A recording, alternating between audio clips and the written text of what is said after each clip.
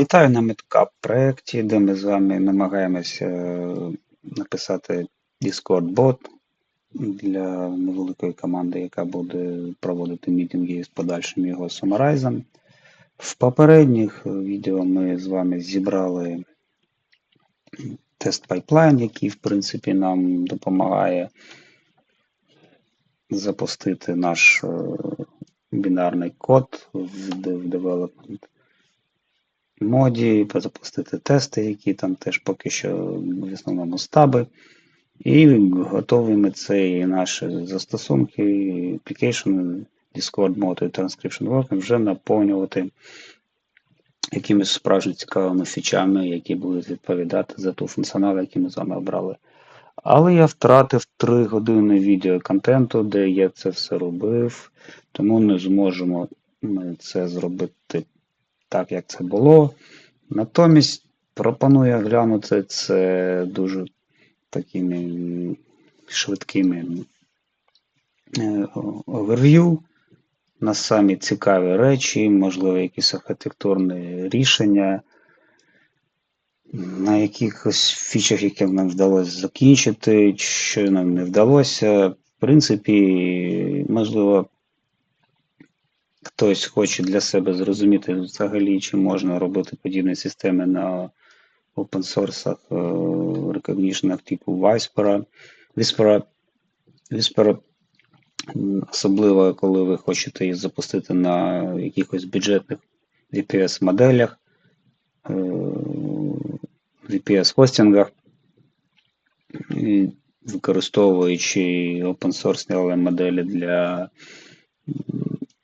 підготовки промпту і summary, чи вдасться це взагалі, як взагалі зберегти за допомогою яких бібліотек аудіо з Discord-боту, наскільки це просто, чи взагалі можливо без втрати якогось медіаконтенту, шумів і таке інше. Викликів насправді тут було і незрозумілих речей багато. І кому цікаво це все, можливо, хтось захоче собі побудувати схожу систему, а не совати все в ноутбук LM для recognition, тоді ви можете залишитися з нами і пройтися дуже коротко по кожній з задач, можливо, не всіх, які зараз, якщо пам'ятаєте по нашій методології, вони у мене всі скопилися в history. І ось ви бачите, якщо подивитися, починаючи з 5-ї задачі, де ми мали зробити доменні контракти, додати локальні докери компози для стартування наших Whisper або моделей, реалізація нарешті якихось Discord-ботних функцій, і як то команд, старта, стопа, мітингу, реєстрації цього боту, сесії, аудіо, зберігання, чи потрібна взагалі нормалізація цього аудіо для Whisper, як це потім все зберігати локально, як передавати наш вокер, аби він підтримував і пулилось воно все зі сторони нашого Discord-бота, і в кінці кінців ми отримали наш summary для нашого мітингу. Ну і, звичайно, є і DevOps задачі, і якісь бенчмарки, і якісь були зроблені заміри різних параметрів самих моделей, і того ж Whisper, і LLM, які ми обрали для recognition. Це все теж виявилося не так просто. Але давайте почнемо спершу з невеликого оверв'ю нашого дизайну проєкту, де у нас є Discord-бот, Walker, Local наші AI, які, в принципі, в кінці кінців, voice наш через STT, Sound to Text, за допомогою LLM розпізнають на summary. Перший у нас принцип, що ми розложили бота і вокера в окремі аплікейшени, тобто бот у нас буде збирати за допомогою Discord API Gateway і слеш якихось командів, Voice Capture, так називаємо, тобто це всі наші пакети аудіо ми якось будемо через ці Discord Gateway API, це по веб-сокету зберігати, а потім передавати вже ці аудіофайли в Transcription Walker. В Transcription Walker ми можемо робити додаткову корекцію цих транскрипшенів, якщо вона буде нам не досить подобатись, і вже передавати безпосередньо ці корекції. Вони можуть оригінальні, можливо, з якимись ще артефактами, які ми там додамо для нашого промпту в LLM, де ми теж в якомусь форматі, поки що ми розглядаємо JSON, зробимо наш промпт і отримуємо наше summary по ключовим нашим топікам в цьому summary. Там key points, скіли, ризики, там, можливо, ще щось open issue і таке далі. І потім це все зберемо в один великий Markdown, в якому ми, в принципі, повернемо нашому клієнту в бот. Загальна архітектура у нашого бота, в принципі, згідно нашого дизайну, це от наш Discord user, через протокол Discord Gateway наш голос іде. Також, тут, в принципі, показано, що Discord підтримує ще HTTP callback, але одночасно він може робити тільки або Gateway, або HTTP callback. Ми не будемо робити HTTP callback, тому що Voice, в принципі, працює виключно, нормально виключно з Gateway, тому ми зразу все будемо і команди, і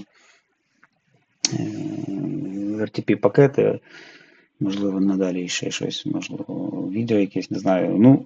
Все ми будемо через цей Gateway зараз працювати. Сам Discord-бот, оцю схема, що ми бачимо, бібліотека Serenity на Rust, яка обробляє ці всі івент-хендлери, які ми там включно там підконекшені, юзери, не підконекшені, щось там стався, рекординг не стався, чи щось хтось запустив нам команду. От в цьому Discord-боті ми це будемо обробляти через ці івент. Хендлери, якісь у нас тут пропонуються пул, який там ми внутрішньо будемо опрацьовувати, якісь джоби і вокери. Звичайно, якщо є пул, то будуть якісь вокери, дивитися на нас state сервіс. І через додатковий HTTP клієнт до нашого вокера ми будемо запрошувати в нього наші транскрипції і саме безпосередньо. Ось у нас Songbird Voice Backend є, ми бачимо. Ми його будемо зберігати як і в RAW форматі, десь на волюмі, або в SQL, або ще якось. Також пропонується нам щось опрацьовувати FFmpeg, нормалізація аудіо. І з цими всіми файлами ми поки що робимо лише один storage, тобто у нас немає мікросервісної архітектури, ми всі працюємо з одною і тою ж базою, і бот, і транскрипт Walker для простоти реалізації, і для того, щоб це швидше працювало, бо це, в принципі, ми зацікавлені в цьому, щоб воно не дуже розтягувалось по часу. Дуже спрощена реєстрація поки що в меморі. Ми попросили по нашому дизайну буде реєстрація джобів. Це джобів для розпізнавання або саморайзу. Це погано, якщо там щось виключиться. Або ми перестартуємо цей транскрипт Walker, воно все втратиться. І ось безпосередньо ми будемо визивати Whisper CLI. В даному випадку ми обрали режим CLI, а не веб-інтерфейс, у нього він теж є. І summary ми будемо робити через якихось, не знаю, як це прибрати, LLM-модель. Тут такий квадратик. Ми отак от зробимо. Так, якщо далі продивитися нашу інтерактивну архітектуру, ми бачимо, що ось ми тут також розглядували наші requirements до VPS, визначили, що це буде 4 CP 16 ГБ. Ми її придбали на хостингері. Спробуємо ми, звичайно, з якихось цікавих моделей. Тут нам намагаються дати Base, Medium або Large, чи взагалі вони зможуть працювати. Цікаво, звичайно, Large, бо це найбільша якість. Іначе вона по пам'яті нам проходить. для 16 ГБ трему. Не впевнений, чи пройде вона по ЦПУ. Ну і наше тут ми розглянемо ще також, це альтернативами поки що нам не цікаві, Vispero, інші recognition. Так, цей наш інтерфейс, який ми пропонуємо в нашому Discord-боту, тобто meeting start, meeting stop, статус, список мітингів, meeting list, meeting summarize, це вже запросимо повторний latest мітинг нам вислати. Ну і meeting transcript, тобто теж вислати окремим нам Markdown чи якось там іншим файлом останній транскрипт. Також ми тут намалювали, як у нас реалізувалось, в принципі, наш Discord bot runtime з статусами, workflow.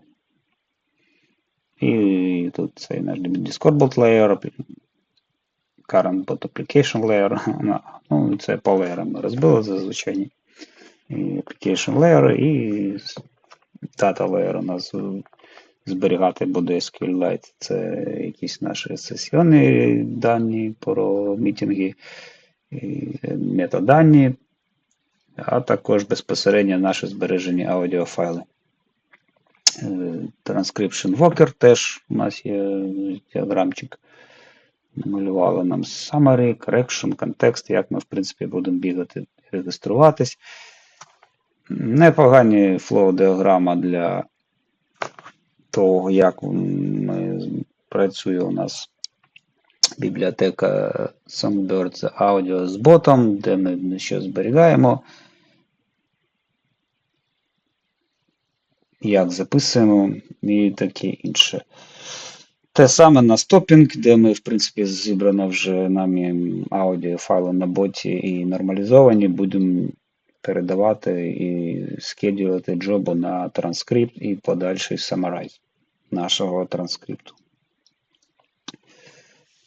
Бачимо тут деякі API, приклади, і ось нормалізований для Vispero аудіо в форматі PCM S16LE на 16 кГц, Channel Mono, тут нам це підходить,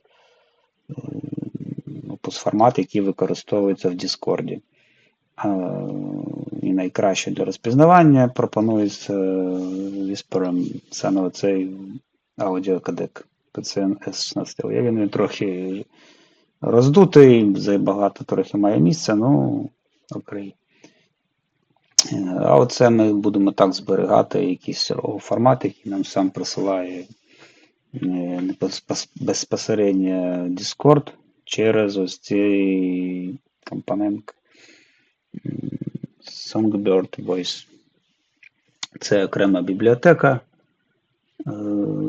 Вона працює нормально з Serenity API для бота.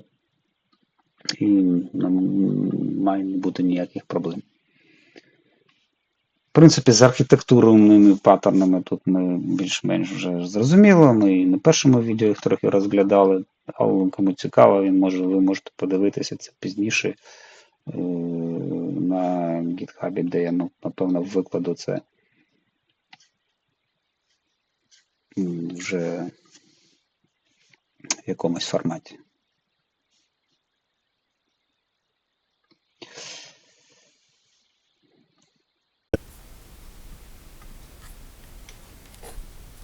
Почнемо огляд реалізації наших технічних задач. Перша з яких була, в принципі, це побудова наших shared domain, storage in worker контрактів, клієнтів наших до нашого API. Це, якщо ви пам'ятаєте, у мене для цього був окремий дизайн-документ, називається API Protocol V1, де, в принципі, вони всі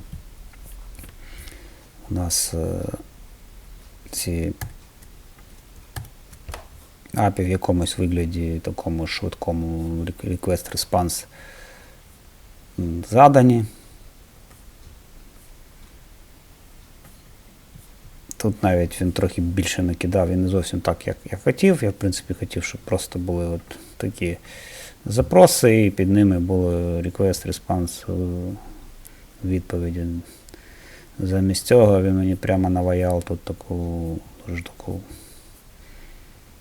в принципі, непогану документацію, але якщо дивитися на це зі сторони, це те, що має завжди вичитуватися і знову, тобто достатньо було лише от таких от речей. Да, і без оцих от суперописів. Неважливо. Важливо, що у нас ці документи є, тільки вони будуть, звичайно, зжирати, але зато якість ваших генерацій коду буде, напевно, краще. І потім ви сюди можете ще повертатись, дивитися по реалізаціям, по тестам, що ж він там насправді хотів дати. І, в принципі, ці от деякі з них дескріпшени можуть допомагати коли будете цей застосунок дебажити. І першим, що він зробив, це, звичайно, ці крейці. Це загальні наші доменні, наші структури, meeting session, там, я не знаю, transcription job result, взагалі всі резалти, і респонси, і реквести теж він сюди додав, тому що вони шеряться між нашими застосунками, ботами і воркером. В принципі, тут нічого такого немає. Деяких в них є, це, по суті, ДТОшки. Якщо простою мовою, і з якимось мінімальним функціоналом, там, відобразити статус, щось там змінити. Мержити, транскрипт джоба, теж якісь функції, старт, complete навіть. Деяких навіть є з якимось більш розумними функціями, це треба буде переглядати потім. Також є у нас storage. Storage у нас зараз зроблений для, як ви пам'ятаєте, SQLite. Ми чомусь, я вирішив, і кодекс запропонував зав'язати в MVP SQLite, хоча, напевно, відразу треба було робити на Postgres. Добре, вже на це пішли, подивимось взагалі, як це буде працювати. Мало б нам це трохи спростити, але на ділі воно виходить трохи інакше. Ці всі структури, ці наші дата-класи для Entity, грубо говоря, так, вони тут у нас задані, тобто все, що воно буде зберігатися, тобто сам, в принципі, який себе створення бази ми бачимо, SQLite Meeting Story. Це як наш репозиторій клас зі всіма якимись створенням, інсертами і апдейтами, селектами, бачимо, десь тут взяти якісь методи. По суті, такий розширений репозиторій клас зі всіма можливими методами у нас, які будуть шаритися методами і запросами, які нам потрібні, вони всі сюди аплаються. І тут навіть є у нас схема для створення бази даних. Ще я хотів зразу зробити сюди міграцію, потім вирішив, що я поки не зроблю щось зрозуміле, нормально, не будемо гратися з підтримкою вже створених даних, і у нас compatibility поки що немає, тому і схема у нас завжди створюється з нуля. Так, і сам клієнт у нас, по суті, це REST API клієнт.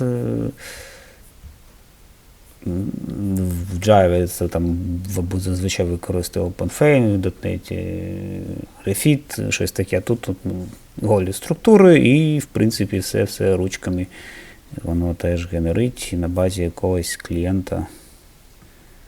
Я навіть не знаю якого. Це десеріалізація.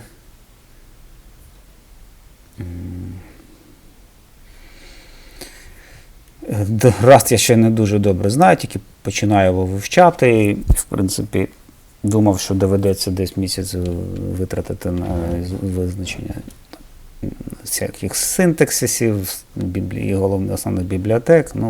Десь на 30% я зупинився і почав щось використовувати. І, в принципі, сучасний рівень кодексу дозволяється, і ви можете навіть щось робити.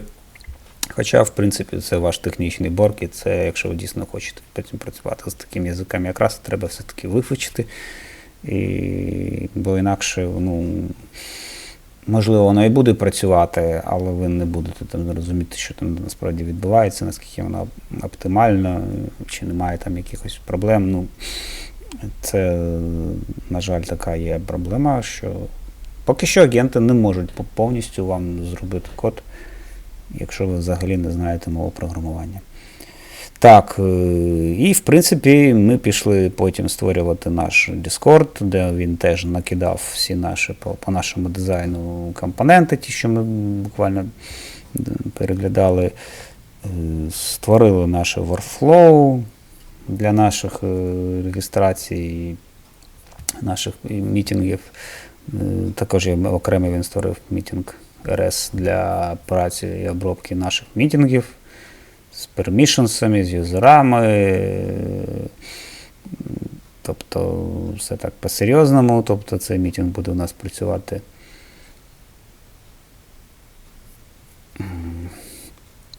з нашими командами, які ми там задали теж для бота. Там вони десь, якщо пам'ятаю, у нас вони були. Це мітинг старт, стоп і таке інше. Паузу. І prepare stop. Ну, тут воно більш коміти, на такі більш команди розкинуті. Я бачу, що процесінги і хендлери, вони більш тут накидані. Ну, це я повністю ще не розбирав, поки так оглянув лише виключно, що працює. Ну, поки що так. Не всюди там є команди, як я хотів, щоб він зробив. Це CQRS, тобто він в кращому випадку тут просто є хендлери і зразу request-респонси. Тобто команді окремо не винесені. Це те, що, в принципі, кодекс в даному випадку спростив або просто проігнорував для спрощення. Але ми це потім з вами з'ясуємо і обсудимо, щоб зрозуміти, цього для нас досить, чи ми будемо надалі щось з цим робити. В принципі, ось Voice, це вже безпосередньо, як ми бачимо, з Songbird Serenity, тобто тут безпосередньо буде робота проводитись з записом нашого Voice, з тим, що нам присилає Discord сервер, до якого ми приконектили з нашим ботом. І ці всі процесинги потім ми будемо зберігати в наш формат, який ми теж потім трохи обсудимо. Ну, за помовченням Discord посилає Opus. Це аудіокодек такий в RTP-пакетах, який ми спочатку складаємо, а потім вже будемо якось їх процесити в тому порядку, який нам потрібно, ми визнаємо, що ми взагалі хочемо з цим робити аудіо, відео і як. Так, в принципі, такий головний огляд ми цього бота зробили, основний. Так, Transcription Work теж у нас є, ресурси, якісь ми там додали, трохи пізніше. І тут він принаймні додав нам features, і то після другого разу, як я його попросив, додав хелси наші, аби він видавав це докеру, щоб докер мог там його трекати невеликі. І джоби, клас джобів, які у нас, в принципі, це такі загальні джоби. Там джоби у нас можуть бути різні будуть. Це такий джоб-менеджер у нас, і це мітинг безпосередньо, який ці джоби вже використовує. Створює там транскрипт query джоби, summary. Коду дуже багато, завдяки тому, що такий формат дивний, і в принципі дуже багато в Rust всяких оцих от generic резолвінгів.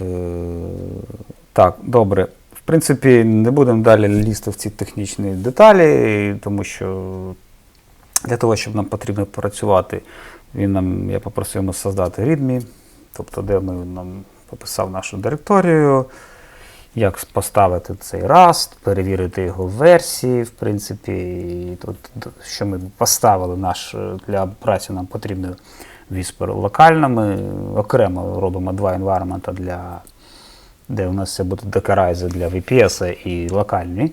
Ми зазвичай докери там використовують тільки для тих API, external library або фреймворків, які вже немає сенсу ставити локально, так як я хотів вижити максимум з Whisper, і у нас він є CLI, то все ж таки я його поставив як звичайний. От у нас сюди воно поставилось, бачимо, vendor metcap. Вичекав звичайний з GitHub його, і ми його просто збілдили там через командну строку, він тут нагенерив цих бінарників, от наш Whisper CLI, і тут, в принципі, є ще можна викачувати в ньому зразу модели. Так, оце у нас модели, тут є Python скрипти, які, якщо ви запустите там download джерела модель з параметрами, воно там теж згенерить. От, наприклад, я тут вкачував і працював спочатку виключно зразу з бейзом і ладжем моделями. Якщо подивитися у Whisper. Так, де у нас тут? Так, це у нас Whisper, це їхній GitHub сайт, застосунок. Ми бачимо, що тут у них є оці моделі. Рекомендують вони працювати з Tiny або з Base, так як і нас ChatGPT рекомендував, або Small. Я зразу стартував з Ладжа, тому що на Mac це, я думав, 3 ГБ це таке собі. І по нашій віртуалці, в принципі, воно теж має влазити. Подивимося, що з цього вийде. І яка буде у нас якість розпізнавання тексту. Тобто ми це все поставили, перевірили. Тут, в принципі, більш-менш він можна там по-різному збілджувати з різними там оптимізаціями. Так як у нас це все одно нам неможливо. Як ми там це оптимізуємо для себе локально, наприклад, для того, щоб перевірити, що взагалі, що sanity check предлагає, ми там можемо, наприклад, перевірити чи доступний наш цей environment. Тут бачимо, що раз ми тут отримали цей переклад, транскрипт. And so, my fellow American ask not what your country can do for you, ask what you can do for your country. Ми бачимо тут всякі американські приколи. І це відео там, правда, зразу йде з цим кодом самого Whisper, тобто це просто тестовий шматок, і, звичайно, воно там непогано. Це потім я там ще додав від себе з різними там параметрами. І що треба додати, в принципі, наш застосунок працює дуже багатьма environment змінними, тому що передаються туди і ці модели, і порти, і все інше, і тут він нам згенерив. Де це у нас тут? Так, АПП, Winfru. Ці от екземпли, які ми мали би заповнити, які там у нас там, не знаю, контекстами, скільки будемо використовувати в моделях. Це для summary, правда. Ми ще до нього не дійшли. Тут у нас для вокера, тобто на якому порту ми цей наш сервіс будемо. Я вибрав 85-й, бо на 80-му вже щось в мене крутилося. Так, CLI путь, тобто, щоб він точно знав, бо в нашій VPS докері там будуть інші шляхи, тобто тут ми вибираємо, наприклад, medium модель, я там путь, це в екземплі. Ми можемо зразу, в принципі, піти, що я тут понабирав, щоб вже не мучити вас. В принципі, цей аналог, от бачите, я тут навіть вокер на 82-й порт пошло. Це все токени, всякі наші channel ID, це все береться з Discord, зараз ми це теж розглянемо, і bot-токер, це все а-ля секюрна інформація, так як у нас це все серверна, де тестова, і там я вже 10 разів потім позмінюю, це не важливо. Теж тут можна якийсь, це ваш API-токен якусь нагенерити тут якийсь токен, байдуже чим, хоч словами, хоч просто, я це просто взяв шматок, по-моєму, від токена. Так, і шлях на наш путь, пас на наш local DB, де вона буде сторитися, порти, як тип, тут у нас такі абстракції, він там ще нам вокер модули, medium, не medium, там, трохи їх масло масляне трохи є, в принципі, він всюди там в різні команди передає там команд-лайни для CLI, там в різних моментах, і Іноді там як аліс використовується більш шот назви. Ну, GPU я тут завів, тому що у мене на VPS не буде GPU, хоча б хотів перевірити. І тут у нас деякі, бачите, тут і Medium, Prompt, Transcript, Discord. І тут ще одна цікава річ, ми тут ще prompt для самого Whisper. Задамо його можна додавати, тому що, в принципі, це такий, хоча от Whisper і не попереджає нас про це. Це не те. Но, в принципі, ми бачимо, що для того, щоб почати, от, наприклад, це сайт офіційний OpenAI для Whisper, що тут можна додавати всякі приклади, як має виглядати ваш мітинг або те, що ви хочете розпізнавати, деякими фразами, змішаними, не змішаними. І він там, здається, до 200 слов чи 2 кілобайт, я не пам'ятаю точно. Є якісь обмеження. Ну, тут якби команди йому можна не давати, особливо тому, що він їх там виконувати не буде. Ну, це він виглядає як паттерни. Today is quiet і щось таке.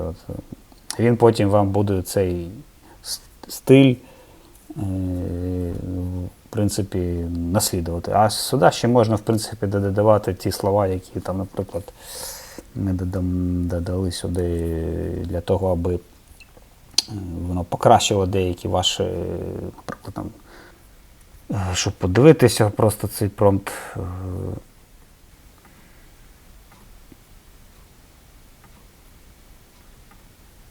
Так, отут він краще, ми його побачимо. Бачимо, де, що ми тут можна перенести синтаксис, тобто це вже те, що ми там на VPS вже будемо закачувати там через Ansible скрипти. Тобто ми тут я залив останній код на Git, після мітингу зроблю deploy на Stake Engine, використовую так Stake Engine only для того, аби відфільтрувати лише схожі. Ну і в такому стилі. Тобто, ну і плюс там можливо якийсь там content spelling. Keep English words, phrases and terms in English original. Речі, такі речі дуже небезпечні. Хоча писати, тому що, як потім виявилося, він просто іноді, коли не може Keep English там чомусь вирішує, що він не може їх так зберегти, він просто їх викидає. Цей шматок вашого розмови може просто в Whisper викинути. Це було так у нас декілька разів. Може це були галюцинації, дуже такі речі, якщо ми там щось будете сильно просити, він просто буде це робити не в той спосіб, який ви хотіли б. Принаймні, в мене там були якісь глюки після, і я оці всі потім, тут треба ще прибрати знову. Такі речі прибирав. Просто можна таким, без прямо аби must have це було, пояснити, що от у нас є такий Russian Ukrainian speaker, technical terms are often in English. Цього досить. Так. Ну що, ми тоді можемо почати його зібрати. По-моєму, я вже його зібрав. Чи запустити тести. Давайте для початку. У нас вони пройшли.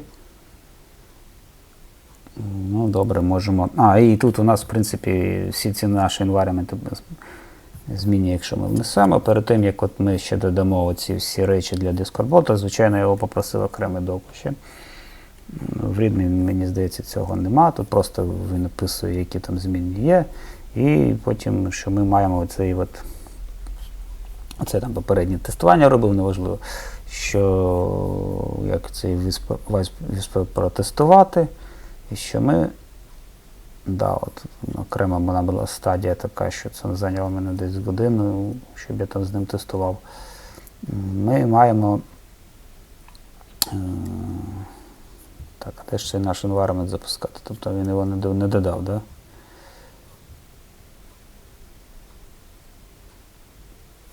Ось він, в принципі, додав, run locally. Тобто всі ці речі, якщо побачите, я їх там вже просто зробив, команда set, я просто в одну строчку її там ліпив, можна було через end-end зробити, це більш правильно. Тобто там я загружу всі свої environment змінні і потім можна запустити наш бот. Після чого він стартане і підключиться до нашого боту.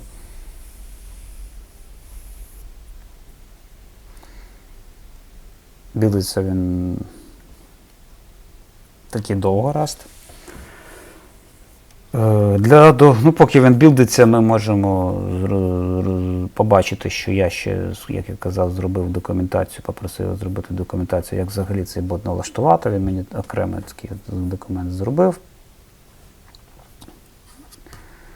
Як його стартувати, трохи повтора, там з раном, який мітинг старт, які команди у нас будуть, який формат, де він буде зберігатися локально там для нас. І, в принципі, є посилання на документацію. Тобто це ваш профайл він відкриває, і тут він каже, йдіть, створіть application. Ми його створили, називаємо там якось application, ми його назвали MT, Midcap Test Name. Додали йому там якісь таги, це він нам в нашому application задав public key, application ID, оце ми скопіювали і його використали в нашому environment для локального запуску. Потім ми йому ще попросить потім нас додати його як бот. Тут, в принципі, кожен степ нам про це говорить. Спочатку він нас просить взагалі зробити це як бот.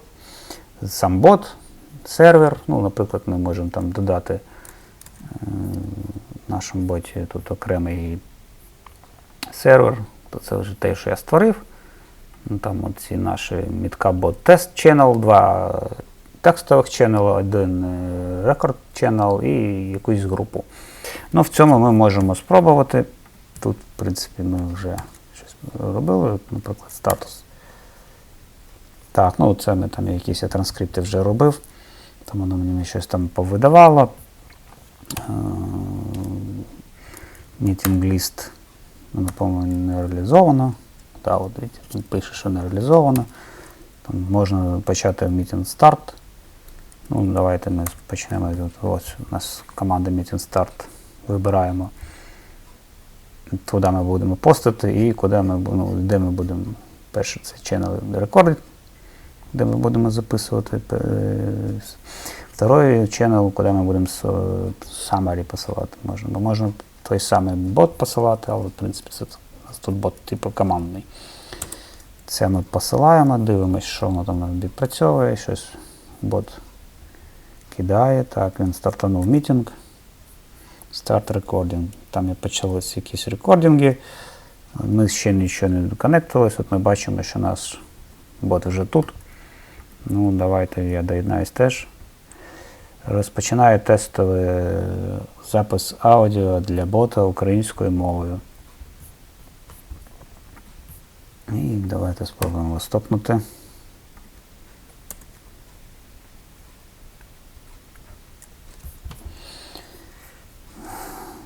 Worker submit failed. Check session, щось там не працювало у нас. Давайте подивимось, взагалі він щось там створив. Сесію нашу чи ні. А нашу медіа. Це те, що я зберігав. Midcap. Data. Session. Так. Що це остання сесія? Де тут у нас?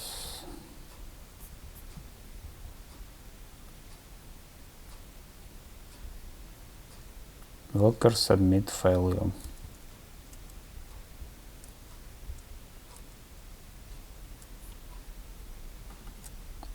Каже, що у нас щось не було стартанути.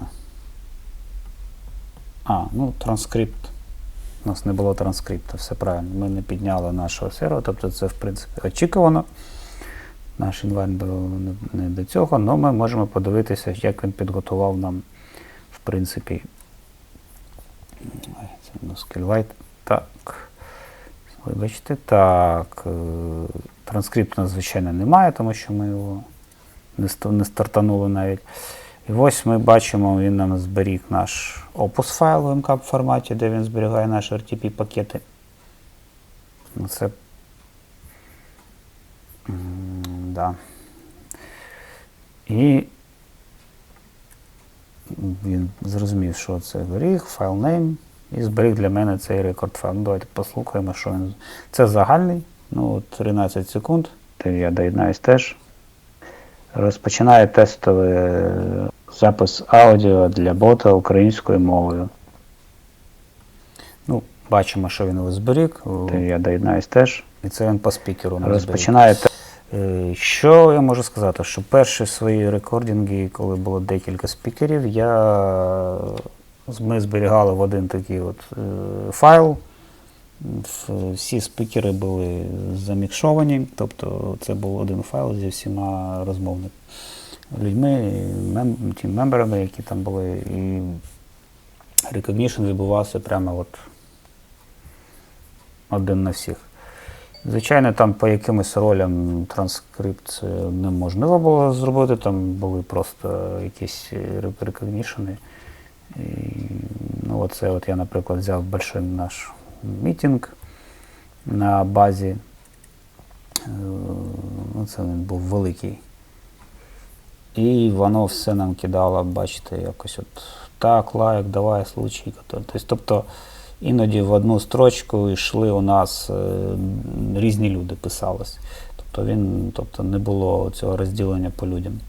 Це, в принципі, є окрема фіча у Whisper, це є екстеншн, як це робити, можливості він спочатку йде такий преалокейт вашого детекту юзера, а потім вже його назначає там якось. Я це ще не досліджував, але в принципі чим класна модель самого Songbird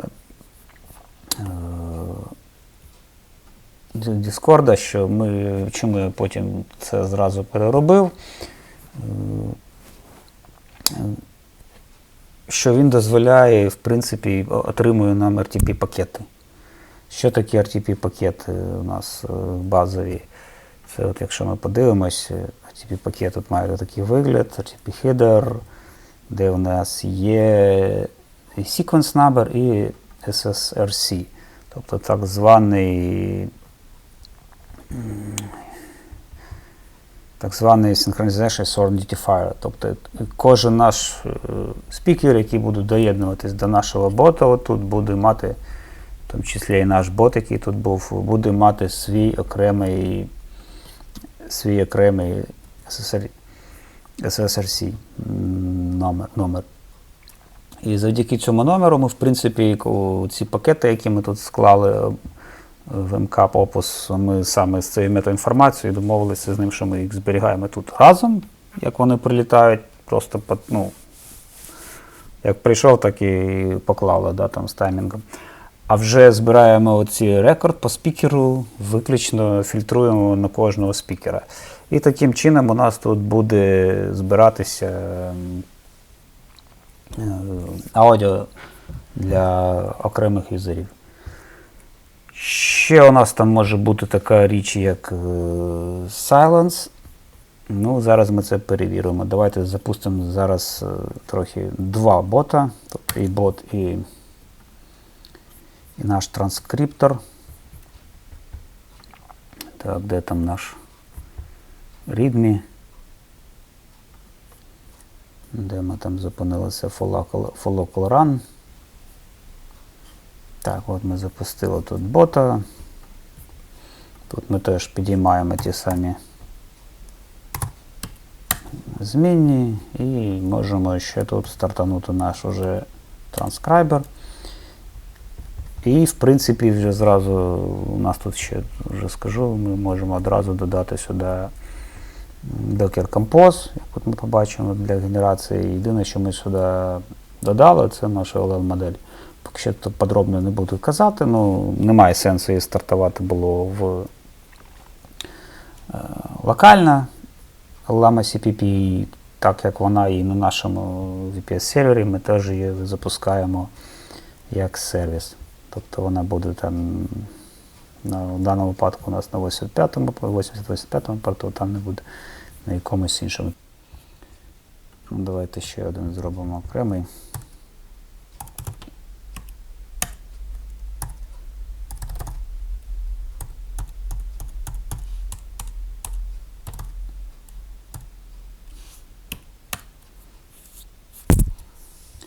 Так, це ми стартанули. Тут, в принципі, просто стартанули цю модель згідно її документації з якимись параметрами, там, контекстним вікном, портом, і загрузили в даному випадку якусь нашу Midcap LLM, яку ми там прописали в нашому environment перезмінні, як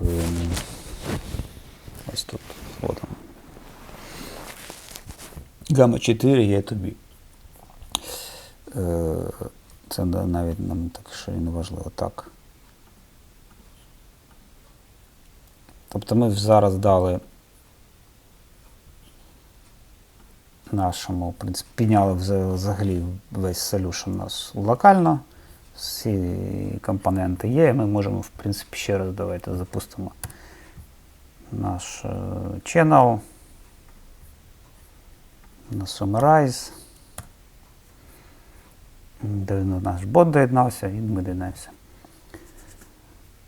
Так, я хочу перевірити невеликий meeting start з повним функціоналом для нашого бота Discord і working transcript. What I want, that I want to check. Тут до нас ще хтось доєднався. Так, подивимось далі, що ми тут бачимо. Там нам треба ще його стопнути. Да, ми його не стопнули. Так, Midcap стоп, так. Не сплять, як то кажуть. Люди. Цікаво, що відбувається. Можуть зайти і подивитися. І ми можемо ще дивитись тут, наче статус. Да? Давайте подивимося, що у нас там статус. Ну, прогрес, який вже є. Summary у нас прийшло, що meeting stopped. Ну, ще раз давайте статус. Тобто тут у нас зараз йде якийсь Midcap, це наш бот.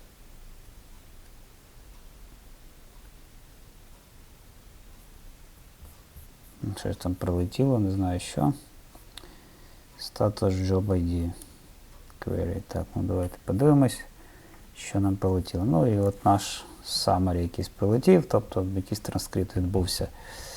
І навіть щось там прийшло. Давайте подивимось, насправді, що нам прийшло на цей раз в наш local environment.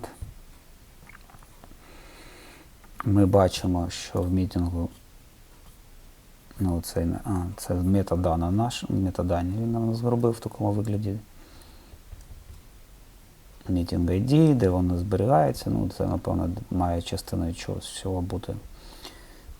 І, в принципі, вже навіть overview, key points, iteration, ризики і таке далі. І participant додав. Ми бачимо, що було 2 participants. До нас був приєднаний Микола. 2 спікера ми бачимо.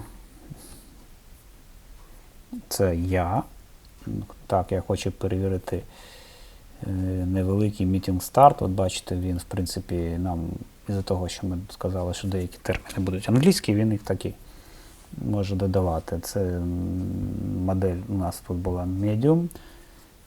Large ще краще з цим справляється, але навіть це зробило непогано. З повним функціоналом для наших бота Discord і Walk into Script. Ну, це я так виговорив. От, ну, в принципі, як могла, так і. Ну, walk так walk. Ну і Микола тут, в принципі, what do you want to check? Ну, я, чесно кажучи, не почув його слово. Текст hello. From to. Цікаво. Даже цікаво, мені здавалося, що він нічого не казав. І от ми бачимо тут наше відео, наш саунд розбит пополам. Це моя розмова. Так, я хочу перевірити невеликий мітинг старт з повним функціоналом для нашого бота Discord і Working Transcript. Так, неважливо. Тут давайте ми от 29 секунд. Однаково, чому у нас довжина? Тому що ми вирівнюємо з сайленсом. You want to check. Такі були звуки, це я не почув, у нього було погано, от бачите, такі звуки якісь були, і людина казала нам це на англійському, і в принципі, бачите, воно відпрацювало. Де там наш загальний транскрипт? Так, і після цього, у нас є, по-перше, транскрипти, як ви бачите, по кожній людині. От тут з таймінгами, таймстемпами. Це транскрипт те, як видає, в принципі, сам Whisper.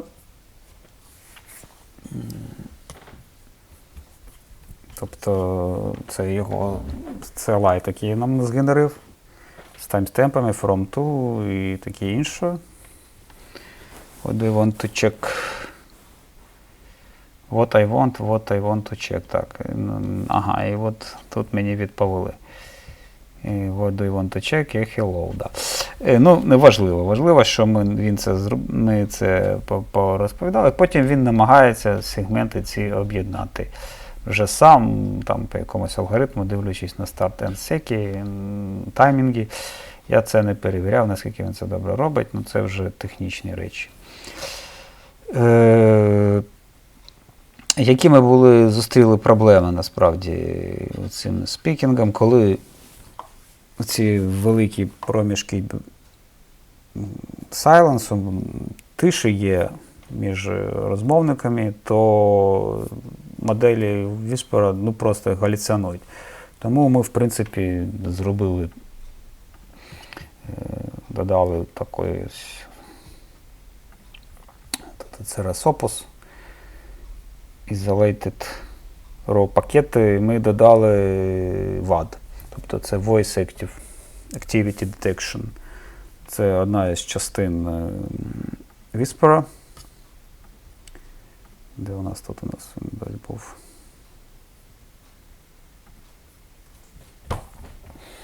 В даному випадку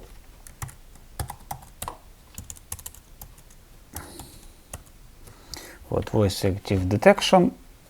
В нього є окремі параметри. Якщо ви задасте додаткову модель, ми теж всіляко зав'язали, то воно буде намагатися робити не відразу ваші detection, recognition, спробувати там разом з цими тишею, а знайти спочатку, де починається ваш voice speech, і тільки з цієї моменту він починає його там детектити.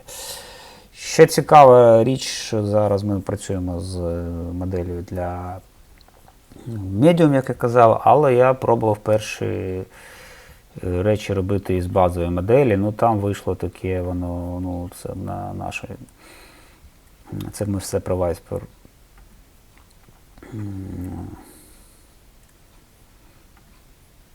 Транскрипти, да. От воно видає таку якість, я б сказав, що дуже швидко, але зрозуміти там навіть не завжди можна було зрозуміти, що ми говорили. Створення мітингу на рахунок того, аби зібрати дані, щоб ми могли потім перевірити на реальному прикладі Summarize. Тут ще нормально. You can check Python, тобто іноді він, якщо він детектить людину з англійською, то потім вона може переключатися на будь-яку мову, він все одно буде перекладати. Тут хтось там сказав іспанською один раз, перше слово, це перше там 3, чи, я пам'ятаю, 3 чи 5 скільки там секунд він детектує мову вашу, і потім вже цікаво, що він перекладає. Іноді дуже прикольно навіть. Так, у нас ходімо, можливо, рішенням, якщо вони є, або робимо задача для того. Наступного, іноді він так щось пише, по-перше, ми спілкуємося іноді таким суржиком, Але воно іноді всі ці ігри слоти, і це дуже професійно. Як ми встигаємо розібрати все це хотіли. Ну, таким от абракадабра обервалом він дуже. Іноді я там зустрічав фрази, які взагалі не зміг розуміти, що би там я поміг розповісти. Тому для такого от якості, якщо вона дійсно потрібна якась базова модель, то тут можна от, MVP, бачите, ми зробимо нашим MVP, зробимо нашим гівчем. Тому тут можна такий recovery мод включити попередньо, тобто просто взяти цей транскрипт і віддати на якусь LLM більш розумну, типу Gemini Online, маю взагалі Cloud Version, або там той же, ну, про Anthropic не будемо казати, бо це дорого, ну, наприклад, хоча і вже, і, по-моєму, ChatGPT теж дорого. Ну, якусь більш-менш розумну, не дуже дорогу, і вона, в принципі, вам це зафіксить навіть з такими от Game Joker, чи ми зробимо, ну, там далі що у нас. Починаємо мітинг на тестування нової великої large version. Ну, тут чи ми. Це ж ми на large версії. Перевіряв я ту самий аудіо, Voice Point CPP. І різниця була, ну, просто тобто, ну, це дійсно різні якості. Тобто, ми в цій тягаті, якщо ми підтримуємо наші декоріру, ну, ми зробимо more arts і фронтенд. Ну, тут на диво щось воно справді зробимо наш GameJacker. Краще, ну, large model, як ми бачимо, розпізнавала набагато краще.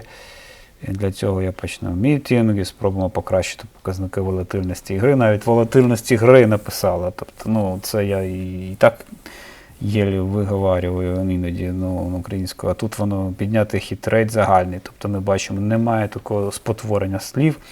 Навіть оцей наш англійський сленг, да, коли ми там англіцизми, воно в принципі нормально пише для large моделі, більш-менш. І іноді навіть краще, ніж стандартна, то там ноутбук LLM ви кидаєте, воно, в принципі, непогано перевіряється.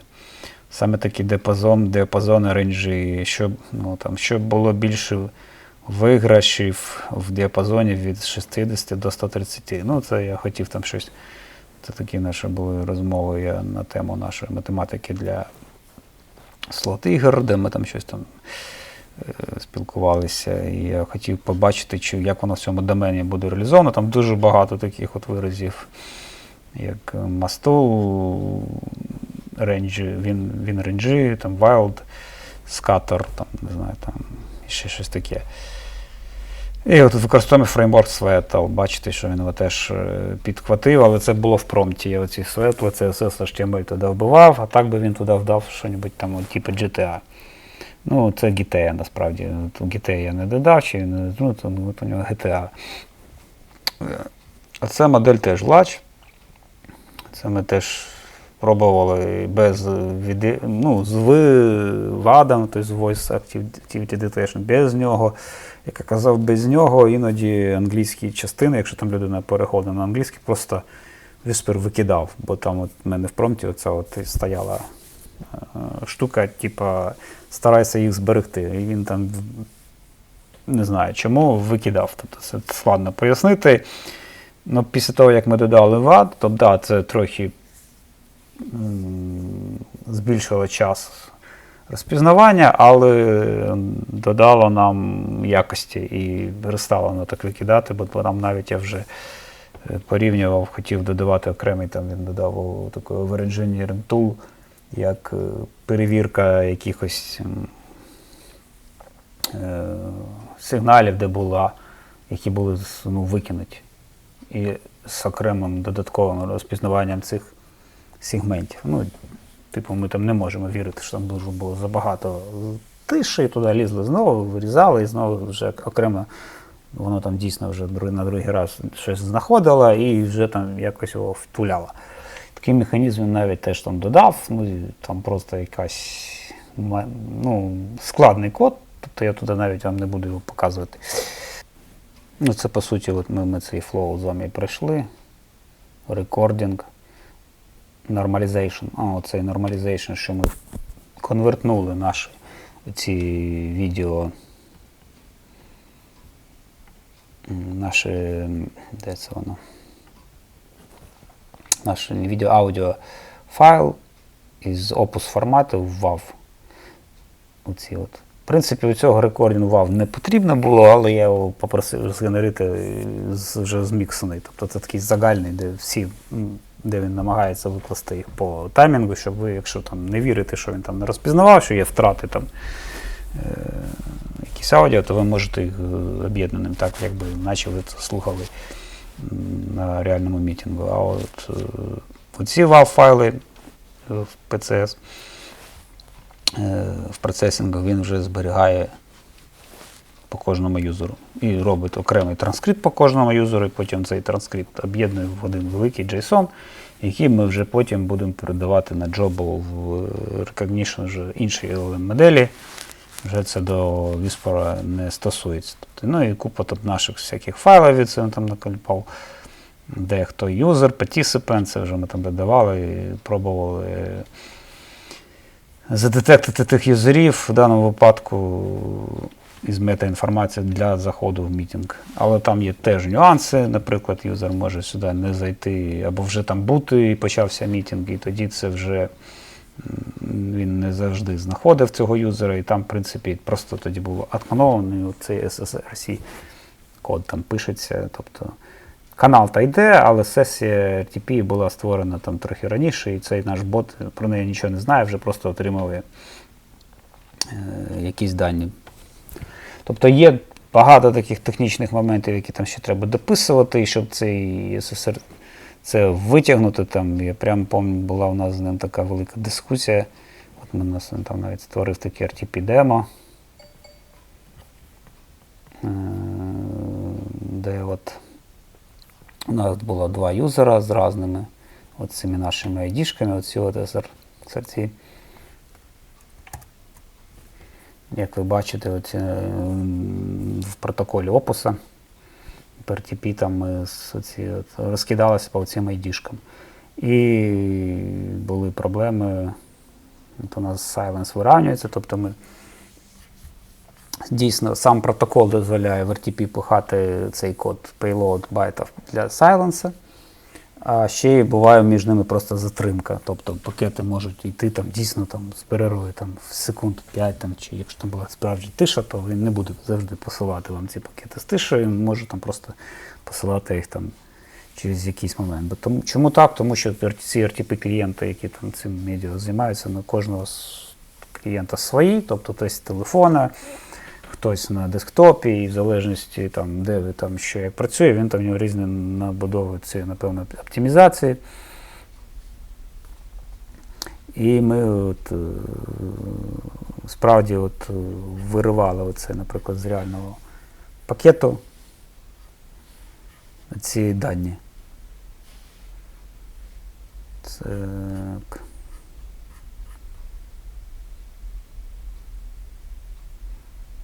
Тобто, що ми використовуємо для вирівнювання? Тобто, саме SRC, це ми юзера детектом, послідовність оцих от номерів, як ми показував в пакетах, він вирівнює по номерам, і Silence вставляє, там ще таймстемп є. RTP таймстемп, якщо там дуже багато пустоти, то він туди просто буде нам, коли генерить аудіо, вставляти звичайну пустоту.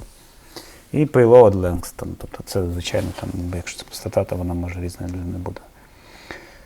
Так, це те, що я казав про ці пакети.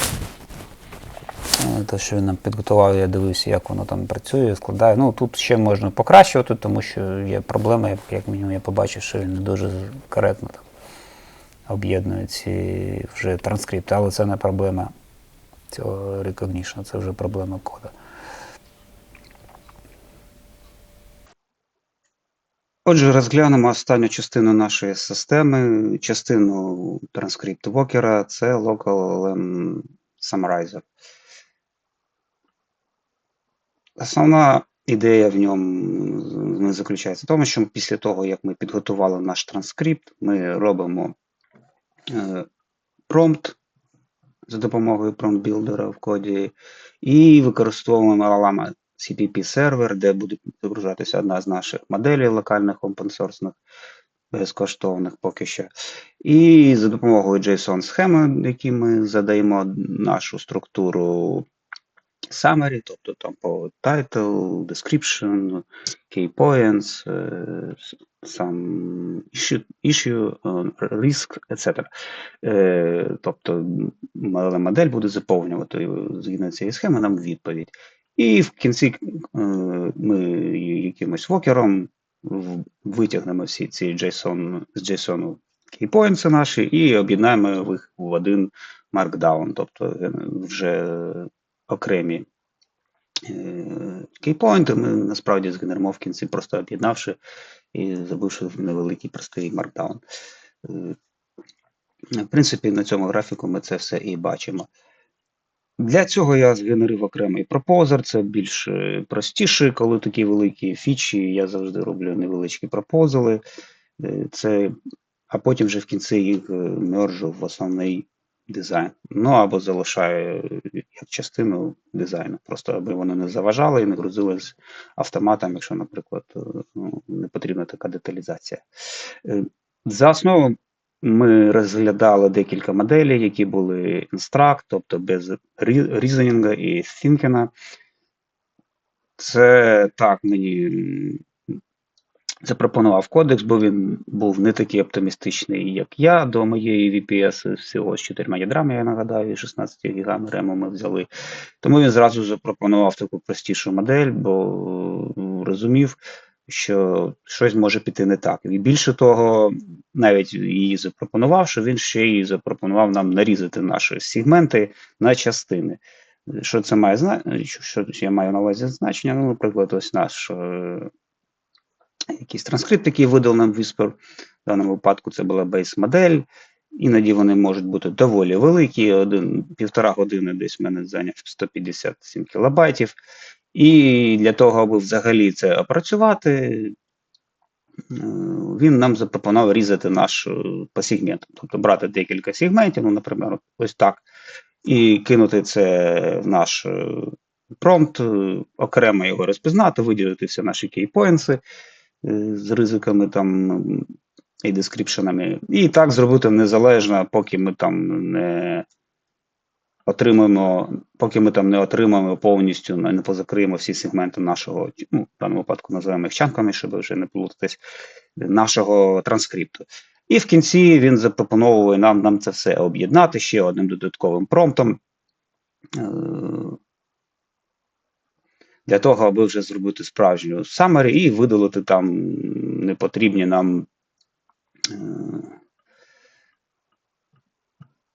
непотрібні нам інформацію, яка вже дублюється.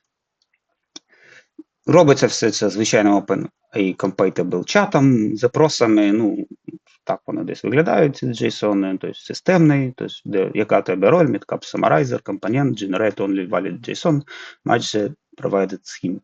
І так далі. І в кінці, тут як вже юзера, то ми додаємо тут окремий наш повністю контекст з нашими шматками транскрипту, ну, чанками ми їх назвали, і так от по кругу будемо ходити. От, наприклад, тут є Chunk Summarization Prompt Template. Це те, що, от, наприклад, він пропонує цей текст вставити. Спочатку summarize this transcript chunk for internal development in meeting, return JSON only, do not use Markdown. Ну, навіть таке потрібно говорити, бо інакше іноді вона все одно до нього модель може скинутися. І наші головні рули: use only transcript segments, provided below, prevent technical term exactly when possible. Ну, це коли ми зустрічаємо якісь англійські теми, щоб він їх не збирався щось там зробити.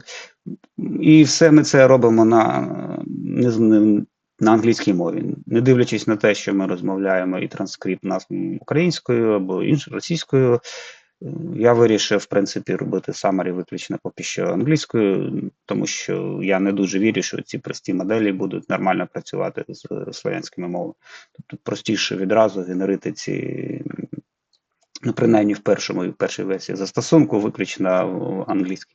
Це буде зменшено навантаження на токени генерації, бо токенів потрібно десь вдвічі більше для слов'янських, не англійських мов, ніж це. Тому ми так це зробили. Ну і оці наші мітинг-дати.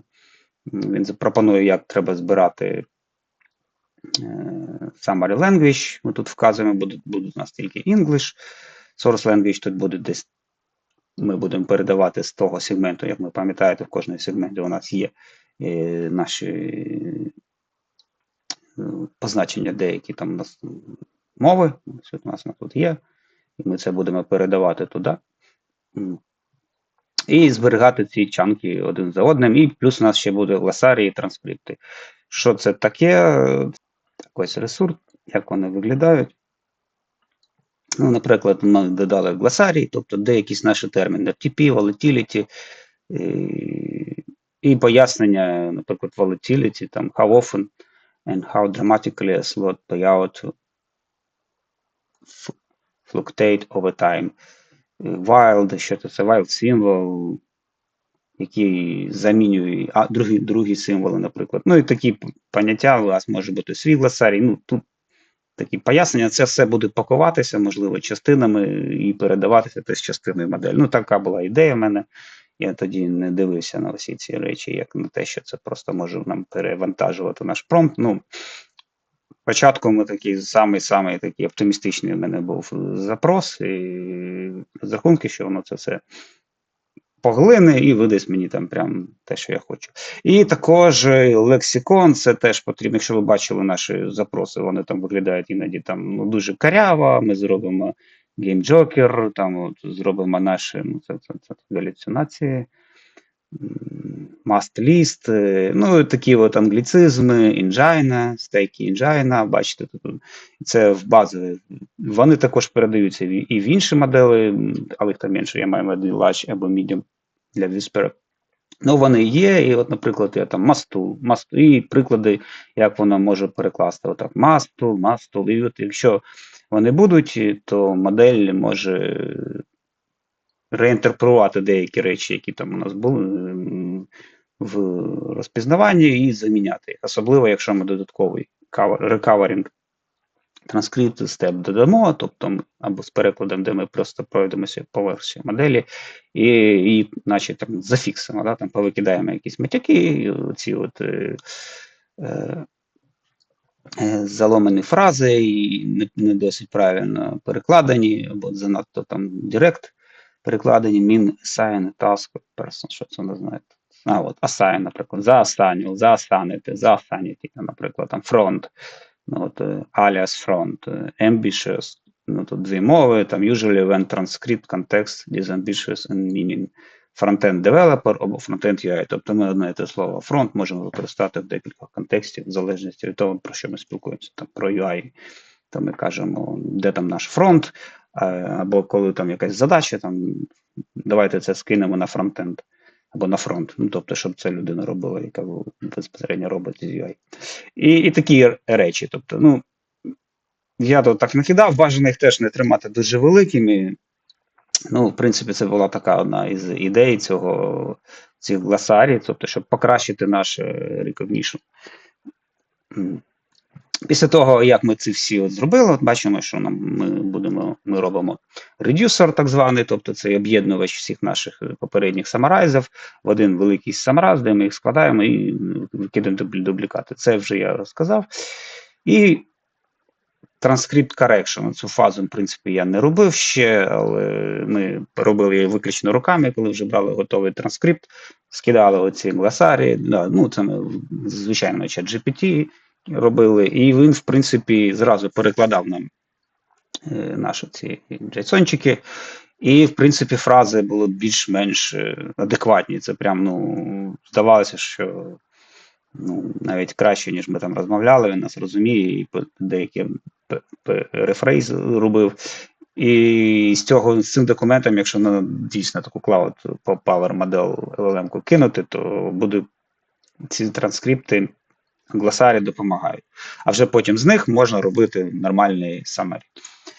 Ну, для цього степу, хоч він там і зробив, але я його не перевіряв, бо це до цього ми не дійшло. Ну от, запропонувала схема для результату. Бачимо, що от, як він передає цей промпт Llama CPP. Llama CPP, нагадаю вам, вона вміє працювати з JSON-схемами, тобто досить потужний сервер і досить один із кращих по перформансу.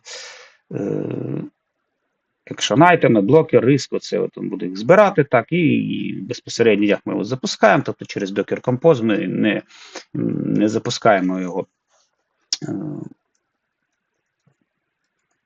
Ми не запускаємо його, як ми робили це з Viceparent через CLI, можливо, це було трохи швидше, але я не хотів вже накидувати туди всякі там на саму віртуалку додаткові API, теж ми його підняли в докері контейнери з якимись параметрами, які ми там теж гралися, скільки там треба передавати. Більш того, ми ще в сам запрос, ви побачите, можна теж передавати параметри, як то на обмеження промпта токенів, температуру, тобто як вам фантазувати. Тут зазвичай ми прийшли до виводу, що краще там або 0,1, або взагалі 0 ставити, щоб він навіть не... Ну, особливо 0 краще ставити там для correction word. Ну і для summary, в принципі, теж, бо інакше воно там може можна трохи і залишити. Тобто це тема для експериментів. Ось ми бачимо самі запроси, де тут контент. Це системний наш юзерний, де ми ці самарайзи будемо пхати, використовувати, і цю схему він буде зааплаювати і видавати нам. Це шматки сніпітів коду, як воно там пропонується нам робити і виконувати. Чисто технічно це було реалізовано в декілька класів. Ми згенерував, бачите, що він LLM клієнт згенерив. Тобто raw клієнт на базі request клієнта бібліотеки. Ну, як звичайний REST API для нашого LLM сервісу CPP моделі. А також клас Summarizer, де він, в принципі, вже саму логіку цю передачі і, по-перше, формування наших цих великих кластерів і промптів, їх комбінації. Тут ми задаємо параметри, от ми бачимо, якісь дефолтові є, max input prompt, max, input prompt насправді немає обмежень у моделі, але ми використовуємо, щоб обмежувати output промпти, якісь чанки там, баджет, які ми там вважаємо, що замість менше 400 токенів там ми не хочемо. І це все реалізовано так. Подивимося, і в принципі для того, щоб це взагалі було зрозуміло, ми спочатку зробили собі задачу для бенчмаркінга, то вона була десь в такому вигляді, де я писав там параметри нашого ЦПУ на хостингері, і де він нам, тут ми запропонували три типу шотінга, тобто так. І де він нам запропонував наші моделі. Зразу скажу, що інстракт моделі ми відкинули, тому що вони недостатньо якісні. Вони взагалі, в принципі, мені здалося, що просто беруть вашу фразу, видають її з поганим, з якимись галюками там, і змінами. Тобто, і теж вони виявилися не дуже, особливо Qwen, не дуже швидкими. Тому я зразу запропонував, зрозумів, що треба використовувати виключно thinking моделі, і треба було знайти яка б ще працювала на цій віртуальці. Я зразу пішов, що трохи взяв найкращий GM4 і FOB спробував, E2B, відтоді ми вибрали, в принципі, цю модель, вона виявилася, що хоч якось ще працює в якійсь притаманну нормальний таймінг, який ще можна чекати, бо локально, звичайно, на Маакі у вас там все буде літати більш-менш, а на 4 ядер виявилось, що, хоча у нас 16 гіг, що досить для цих простих моделей, навіть для 3.5B. Але 4 ЦПУ це замало, все ж таки треба мати 8. Напевно, я, правда, не знаю, наскільки це покращить, навряд чи буде це прирост в 2 рази. Тут приклади, де тобто мені розписав кодекс, як я можу це скачати, як запустити. Це все, що я потім копіював, брав вже готовий транскрипт і робив такі запроси, і це піднімав Alama сервер. Ось тут ми бачимо таблицю, як він мапив, наприклад, мені, що там мої 150 кілобайтів тексту десь, це 17-12 тисяч слів, мапиться десь в 32 токена тисячі, буде десь до 50 видаватись цей текст, тобто і такий ви маєте контекст, тобто там ставити все ж таки, якщо ви хочете це одним чанком, то десь 50-64 мінімум вам треба ставити, щоб там вже не задумуватися. Бо в мене було спочатку 16-8 тисяч, навіть токени я ставив. В мене завжди обрізався JSON і не видавалося, бо на останній самері мається на увазі, коли тобто не зміг його зробити, або навіть считати перший, то би там різав його. Тому таку схему. Тобто, бачите, що англійські слова більше влазять і менше.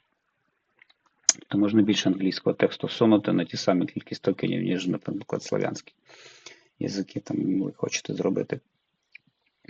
Ну, це безпосередньо ми готували цей транскрипт, як він так от виглядає, тобто це ми вже дивилися там далі. І запускати його салами сервером, так. Тут ось цікаво, в принципі, ну, він хотів, щоб я там прямо запускав всякі там ЦПУ знімав, і таку гарну табличку зробив. Ну, мене не вистачило на це часу, хоча було б, в принципі, непогано, і, напевно, можна пізніше це зробити. Деякі результати ми тут отримали. Це вже з нашої віртуалки. Зразу скажу, що для таких галюнов, як оці Qwen-модель там вийшла все одно не дуже. Вона теж там мала галюни. Скільки от, наприклад, Qwen-модель вона занимала. Це сам транскрайб. А це от я 2213 секунд. Воно там нам щось робило. Давайте подивимося, це ж скільки в минутах, 35 хвилин. І це після того, як я замінив JSON.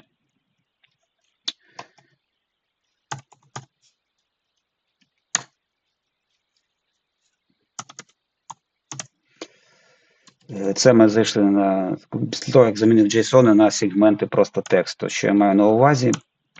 Якщо ми от подивимось наш транскрипт, там базовий, наприклад, такими от JSON-чиками, де дуже багато тексту було, key value, значень, які, в принципі, не несуть ніякої смислової нагрузки для нас додаткової, а просто віджирають input токени від нас. І таким чином збільшують час. Тобто, і для того, щоб це уникнути, тобто це перша версія в мене така була, ми, в принципі, зробили так, коли ми там сюди. Так, ми їх порізали і зробили ось такі сегменти з них. Повикидали весь JSON, зробили просто от, там speaker, language і start. Можливо, ще, я не пам'ятаю, як там зробив в коді вже, ну це такий, тобто цей текст. Це набагато, тобто, якщо там перший з повним JSON, коли сегментами прям так і кидали запаковані JSON транскрипта в промпт, то там виходило більше години, півтора, чи навіть по 2 години в мене там повний цей 150 кілобайтний текстовий, 1,5 години мітинг йшов, тут 2,5 години майже там був recognition, навіть думаю, що там все зависло. Пішов там десь по своїм справам, а потім повернувся, ні, він таки відповів. Але, ну, і це був Qwen 3.5. Тому це от приклади промптів, які він там зробив, використовувалися, наприклад. І це схема. System text. Ну, це я готував оці частини для промптів, які потім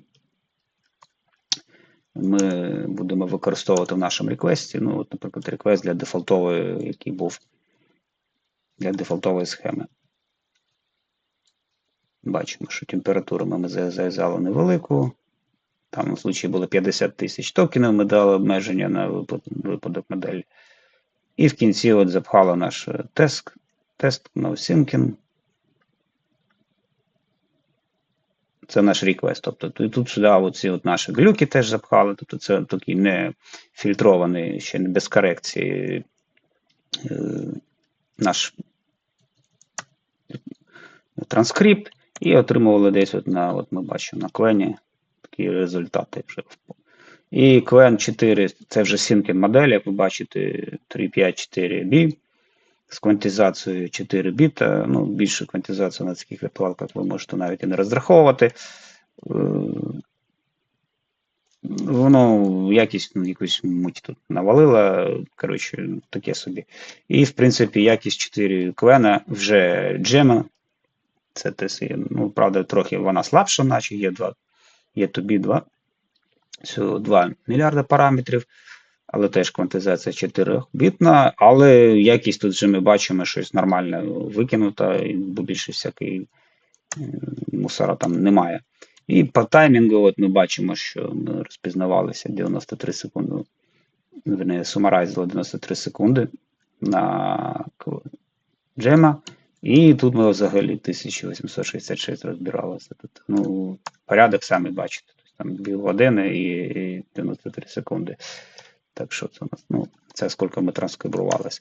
Транскрипція, в принципі, ну, от ми підготували такий аналог того, що і це ми так запускали наш контекст. Ну, тут я його постійно міняв, деякі ще передавав прямо, які змінювалися тут. Тобто ці контексти логів, не знаю, що у нас тут ще цікаво. Це промто ми вже дивилися. Це ми там таски досліджували.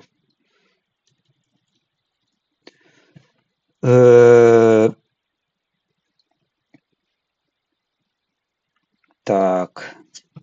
Ну, це загальний. Я просто розглянув вже результат, де він нам відповів і просто його розкрив, як воно нам відповідає. От key points воно зберігає нам, наприклад, з посиланням на сегменти. Це ми топік там Mathematical Details, Data Correction, Details, і він посилається, бачите, на сегменти, де воно там в аудіо були які транскрибовані. В принципі, це брав ці сегменти і з них вижимав цей топік от такими шматочками. Потім декілька таких об'єднувалися респансів в один. Тобто воно і зараз так працює, просто я там збільшив розмір чанка, але в принципі буду від цього відмовлятися і спробувати робити одним великим чанком, щоб було, ну, це ідея over-engineering явна, хоча і цікава з точки зору не перегрузки вашої моделі, де, ну, краще вже там трохи з залізом якось розібратися, ніж такі складні речі робити. Так, create and maintain, ну, от ми бачимо тут же у нас, що у нас це вже action items пішли, ось вони видаляють, теж тут є посилання на сегменти, от ми бачимо, і десь тут у нас були ризики, от він transcript quality is low, це от там, де от були повтори, meeting summary, от він показав, що скільки у нас сегментів було в повторах. Ну, це все, в принципі, Qwen 3.5 наша розпізнала. Ну, це, да, не пам'ятаю, да, 4 біт. Ще я пробував би це все перевірити, в принципі, використовуючи Llama. Там спочатку я там скинув наш транскрипт, raw транскрипт і приклад, як от роби мені summary по такому темплейту Markdown, escape on decision, action item blocker. І він, в принципі, згенерив, ну, це от 3627B Qwen. Це велика модель, ні при які VPS-ки не мріяти не можна, але якщо у вас є свій Mac Mini, ви можете його там пошарити, всі ці вашого корпоративного чи домашнього, і можете туди переправити на сам справі. Тоді, в принципі, це буде працювати. Він досить непогано. Ми бачимо тут, ну, тут теж, бачите, Mastool, ну, це без гласарія я кидав. Можливо, якщо б скинув гласарій, бо він зробив хітрейс, MaxWin, тобто це справді я проговорив про ці MaxWin, вели якусь розмову про фронток, Stake Engine, тобто Микола там прогрес описував по якісь задачі, і тут теж, от, в принципі, непоганою якістю вийшов. І блокер чейни, тобто 2 до 5. Тобто це був у нас Qwen 27, ну це ми не розглядаємо, потім я спробував 4 зробити. Тут було, ну, мені не сподобалось, що воно зробило. Так, давайте подивимось. От я спробував спочатку дати йому той самий транскрипт, але перекласти. Але це модель 4 вже у нас було EB. Ну, воно досить непогано перекладало.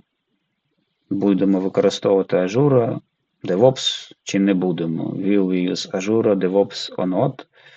І, тобто, ну, якщо бачите, що, в принципі, непогано на Gem 4 EB, ну, це робить переклад. Можливо, спочатку є сенс робити ці переклади і корекції, а потім вже робити summary. Поки що реалізація в мене напряму йде прямо з реально, потім я його попросив це вирізати оці всі транскрипт мені зробити, порізати цей JSON на нормальний людський такий от варіант, щоб воно було і на англійському. Бачите, так він нам зробив нам, в принципі, наш більш-менш нормальний з нашого цього raw транскрипту, спробував там мастул заміняти, він там дуже довго це не мог зробити. В кінці кінців він індекс мас все одно цей пхав, тобто модель, в принципі, ще раз я його попросив це, і тут потім вже на індекс моду. І, в принципі, після цього, як він це мені зробив, попросив вже по цьому останньому англійському варіанту згенерити мені Markdown, і він, в принципі, щось таке згенерив. Теж непогано, якщо б, наприклад, порівняти з 27B Коеном, це дуже модель, звичайно, простіша. 4D, 4B це, напевно, вже модель, якою можна працювати, але перед цим треба додати якихось гласаріїв, декілька разів прийти по корекції. Тоді, в принципі, ви можете розраховувати на такий мінімальний, напевно, це наймінімальна модель, якою можна буде працювати. Це я вже пробував з Квеном 4B, щось таке саме провернути. Тут же якість перекладу було трохи менше.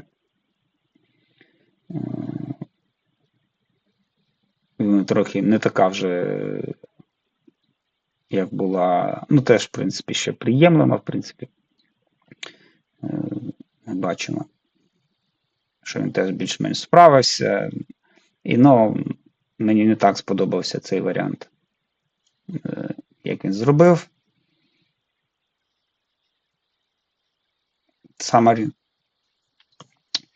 І що ми тут? Це я ще раз його спробував на GME 4B, деякий вже інший транскрипт.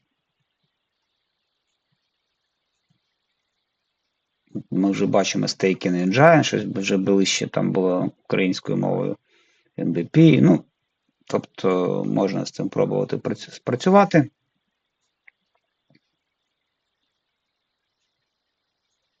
Тут, бачите, вже не дуже вийшло. Staking Engine виходить.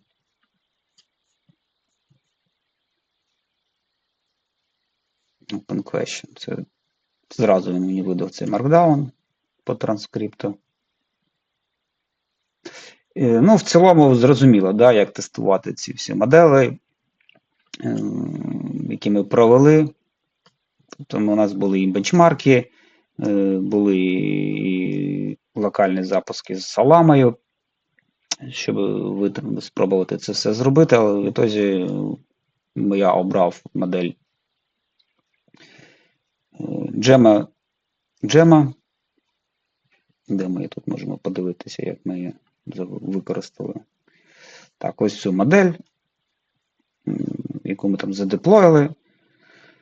І вона виявилася ще більш-менш по перформансу, хоча я хотів зразу з 4-ї моделі, але після того, як я працював з Qwen 3.5, і вона там буквально 2 години чи мінімум 35 хвилин на якийсь там невеликий мітинг за 30 хвилин працювала, то я зразу свої знизив параметри побажання, спробував зняти з E2B, і навіть E2B воно виявилося досить теж довгим.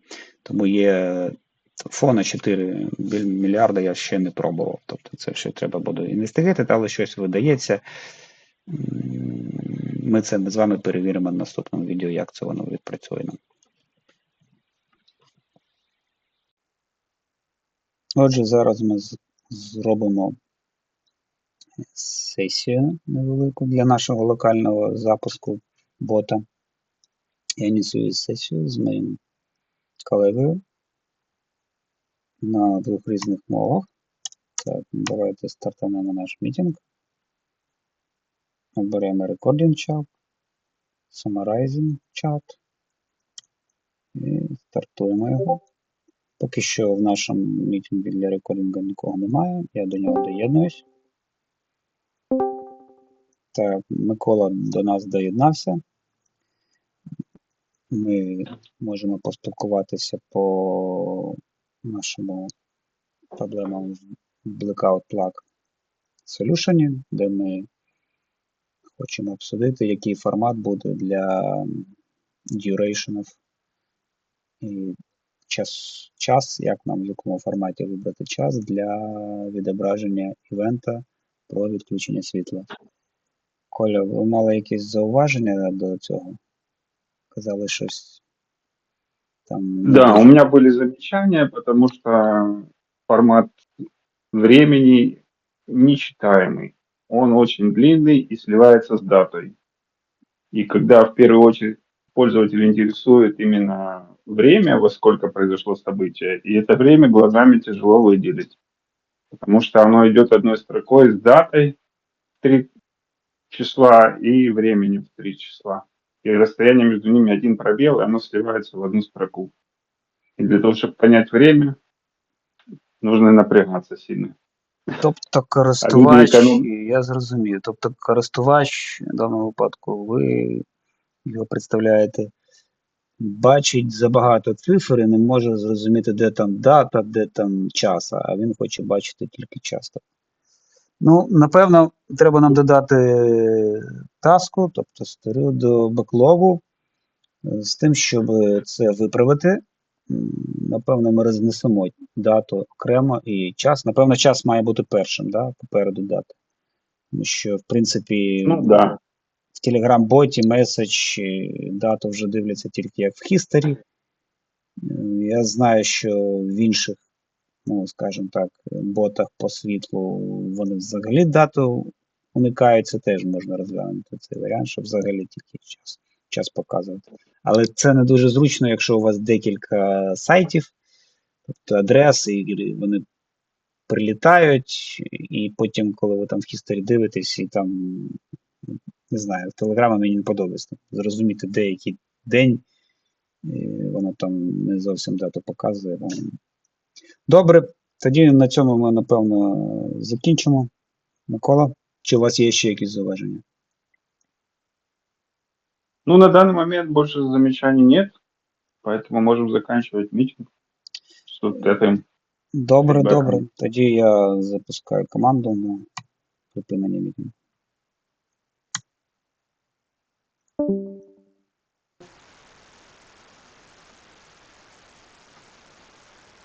Отже, ми запитали перший раз статус, він нам не відповів. Тобто в нас є проблема з самою джобою, як вона відпрацьовується.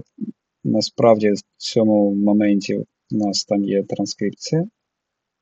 Тобто збереження нашого аудіо, і бот чекає. Можливо, цей момент треба буде переробити в бекграунді, аби він це робив і зразу відповідав. І якийсь статус видає. Ми чуємо, що щось відбулося. Можемо ще раз перевірити статус. Так, от нам каже, що він якийсь прогрес відправив нашу джобу на транскрипт. Транскрипт була вже джоба от, 02.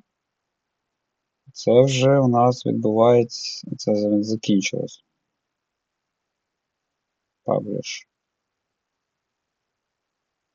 Це він каже, де наш артефакт з транскриптом. І, схоже, у нас є наш summary. The meeting focused on Anderson usability issue related to display format of time and data for blackout event information in the system.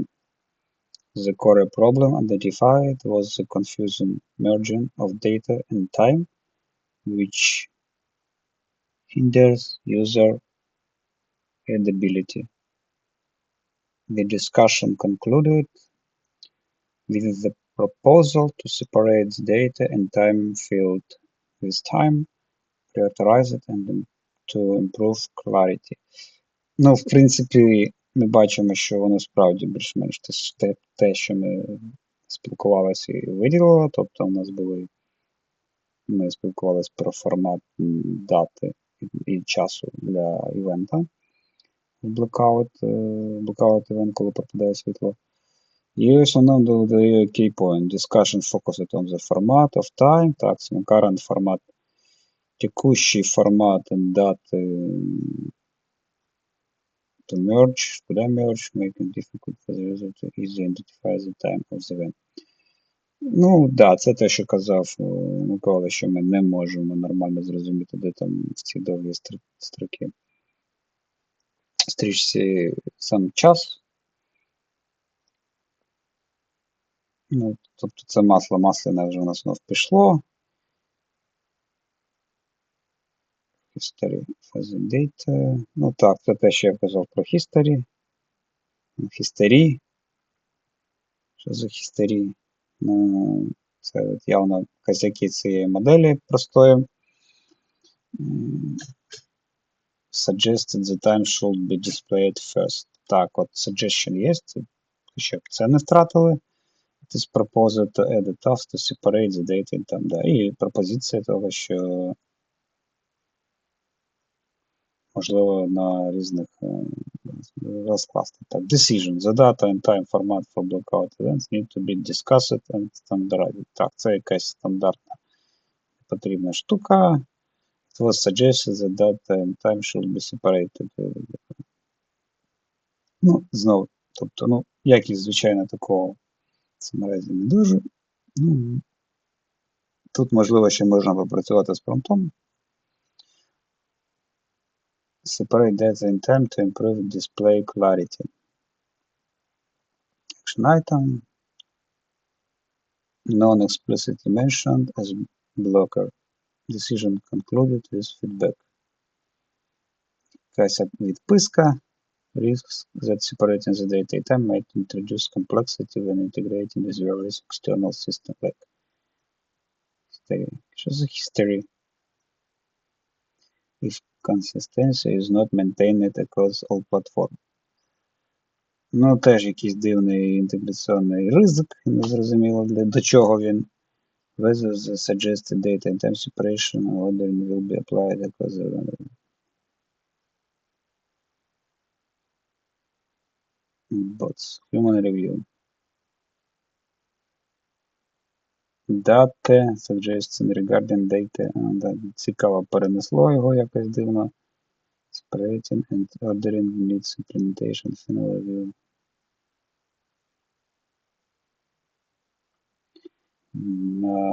Так, ну, що дата все ж таки потрібна, це я зауважив, коли юзер використовує декілька сайтів і адрес. Ну, чув грім, де не знав, де він. Да, там, то якість така собі вийшла. Ну, принаймні вона є. З цим можна вже щось починати працювати. І якщо ми побачимо наш мітинг, то він у нас відпрацьовує тут. Що ми бачимо?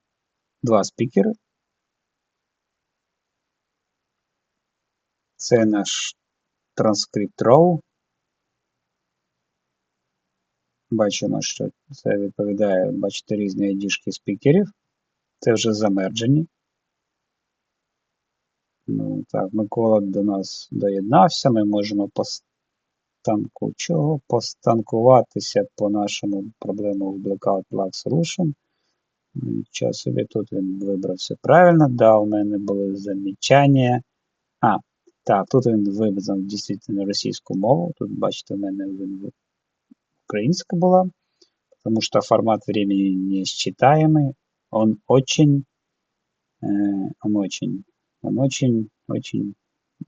напевно, я його перебив в цей час, де ми почнемо обсудити, який формат буде для duration. Бачите, вставляю англійські слова. Терміни, час, як нам в якому форматі вибрати час до відображення івента при відключенні. Про відключення світла. Ну, це middle модель, вона трохи гірше працює. Ну, якщо Latch буде трохи краще. Коля, ви мали якісь зауваження до цього?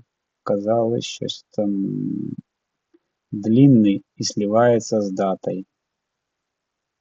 Ага, це так вот замержил, что да, у меня были замечания, потому что формат времени несчитаемый, он очень длинный, сливается с датой, и когда в первую очередь пользователя интересует именно время, поскольку произошло событие, и это время глазами тяжело выделить, потому что з точки зору перекладу, воно, транскрибацію воно нормально, але щось воно його замержило дуже дивно.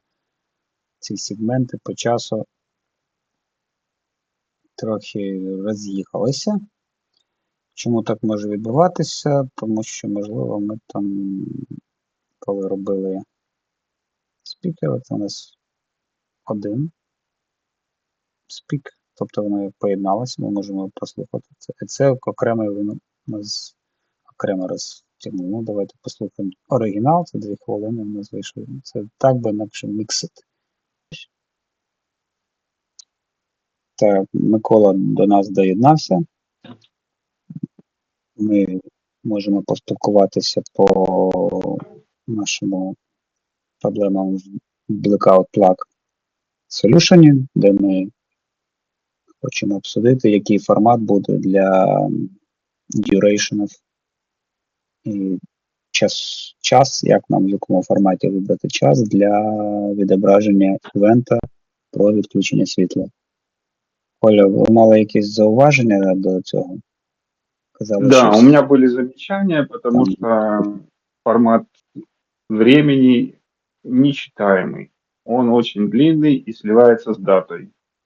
И когда в первую очередь пользователя интересует именно время, во сколько произошло событие, и это время глазами тяжело выделить, потому что оно идет одной строкой с датой 3 числа и время. Ну, в принципі, ми бачимо, що дійсно ми там трохи перетиналися, тобто говорили одночасно, це, ну, все одно. Як це у нас, якщо ми подивимося окремий кожен аудіо, то це, в принципі, якщо ми бачимо 2.48, якщо ми подаємо, то всі 2.48. Тобто, що тут відбувається? Наприклад, якщо ми візьмемо Миколу, да, там його голос, то він спочатку буде говорити я, і це буде тиша.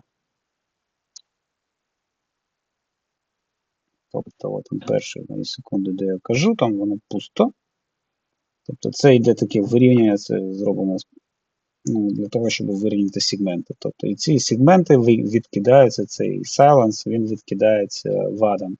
Тобто Voice Active Detection, чи як він там, коротше, Speech Detection. І Recognition відбувається виключно, коли вже там якийсь детект йде спіча, голосу. И, Да, у меня были замечания, потому что формат времени нечитаемый. Он очень длинный. І так далі. Тобто тут всі ренджі, де був мій голос, у нього буде тиша, і навпаки, якщо ми включимо мене,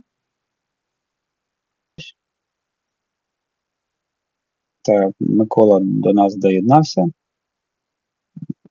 Ми можемо поспілкуватися по нашому проблемам в Blackout Plug Solution, де ми хочемо обсудити, який формат буде для duration і час, як нам в якому форматі вибрати час для відображення івента про відключення світла. Оля, ви мали якісь зауваження до цього? Казали щось там. І потім, як ми бачимо, йде тиша, тут Коля відповідає мені, і там десь я потім буду по світлу взагалі дату. Ну, зрозуміло, да? Тобто ми один великий цей рекординг розбиваємо на 2 і окремо їх транскрибуємо. Ось ми бачимо, що мене знайшло вгорі, і Миколу, тобто наші ID-шки піднялися, підхватилися Discord Bot Library, розпарсилися. Ось це, по суті, наш MCAP опус, де ми RTP-пакети з нашим додатковими якимись там хідерами записуємо з опусом, як пейлодом. Це ми спікери ми знайшли. Так, і ще у нас там загальна метадана нашої сесії. І це кейпоінти, тобто це вже те, що воно відпрацювало. Local risk questions, це те, що воно нам віддавати буде. І наша транскрипція з'єднана оця, і також кожного спікера окремо. Тобто от ми розпізнавали кожного спікера, в принципі, окремо. Тобто, коли йде розпізнавання в цьому варіанті, немає вкладень. І ми не бачимо тут якихось особливих галюцинацій. І моделі Whisper, тому що у нас є підтримка voice detection, тобто він відкидається. Якщо б ми не при такому кількості сайленсів, воно би просто там глючило по-страшному. Те ж саме для Миколи, він тут російською, і теж ми бачимо більш-менш якийсь адекватний текст з фідбеком. І наш цей, в принципі, Markdown, який ми потім передаємо боту, як сумель. Це те саме, що ми там вже спілкувалися, як відповідь. Ну, це якісь наші контекстні дефолтові job ID, де ми там зберігали. Так. Ну, і безпосередньо сама джоба, окремо для саморайзера, як вона визивається, і це все дублюється на кілька разів. В принципі, ми побачили, що ми відпрацювали, це наш SQLite DB база. Ну, в принципі, це ми відпрацювали на локальному. І що ми тут можемо подивитися? Давайте подивимося, що у нас тут докер-моделі. Скільки у нас тут токенів сожрало? Task 750, процесінг токенів 3172 токени. Десь у нас 36 токенів за секунду. Це у нас що? Вал. Total токенів 51 тисячу. Тобто, я так зрозумів, що prompt це input токенів 20 тисяч. І 31 нагенеровано як відповідь. Так. Повільніше відповідь була 27 мілісекунд per токен, ніж читання промпту. Ну і тут бачимо, що це в швидкості 85 порівняння з 36. Це відчутно більше, майже в 2 рази, більше ніж 2 рази. Так, ми це розпізнавали. Нашу в даному випадку модель вибирали. Джема модель у нас 4, E2B, квантизована на 4К. Тобто порізане. Ну, ми його робимо на MacBook, тому воно, звичайно, тут буде літати. А на наша віртуалізація може і не літати. Так, і це наш Discord бот. Писав, скільки він прийняв. Received 491 байт. Бачимо. Розбили юзерів по SSRC. Так, і транскрипт. Правильно, ну, транскрипт і summarizer наш локер. Це інформація по джебам. Дещо яку модель ми бачимо, що тестинг використовується для WAD. Кількість токенів максимальна, яку ми там виставляли на 32 тисячі. Ну і сам бачимо, як він загрузив модель для summarizer.